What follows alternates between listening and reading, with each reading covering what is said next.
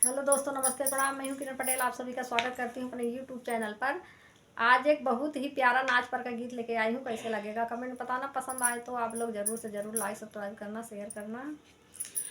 धाई के मनावा में धीरजवा पिया विदेशवा गई लेना, पिया विदेशवा गई लेना। उही विदेशवा में मालिक आई छोकरिया गजला कई गुछाइया पिया लो भाई गई लेना, पिया लो भाई गई लेना। धाई के मनावा में धीरजवा पिया विदेशवा गई लेना, पिया विदेशवा गई लेना।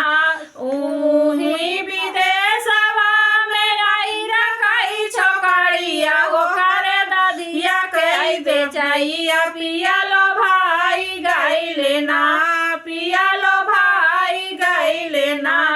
धाई के मनावा में धीरजवा पिया विदेशवा गई लेना, पिया विदेशवा गई लेना।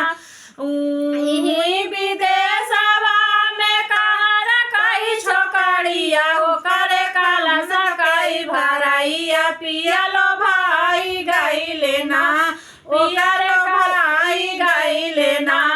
धाई के मनावा में धीरजवा पिया विदेशवा गई लेना, पिया विदेशवा गई लेना।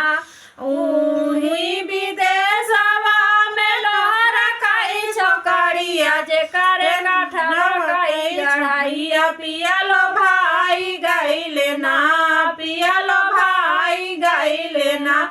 धाई के मनावा में धीरजवा पिया लो भाई गई लेना, पिया लो विदेशवा गई लेना।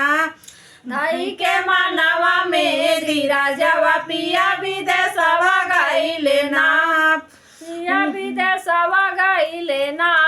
उही विदेशवा में निहार कई छोकरिया जे करे चूड़ी कई पहनाइया पिया लो भाई गई लेना, पिया लो भाई गई लेना।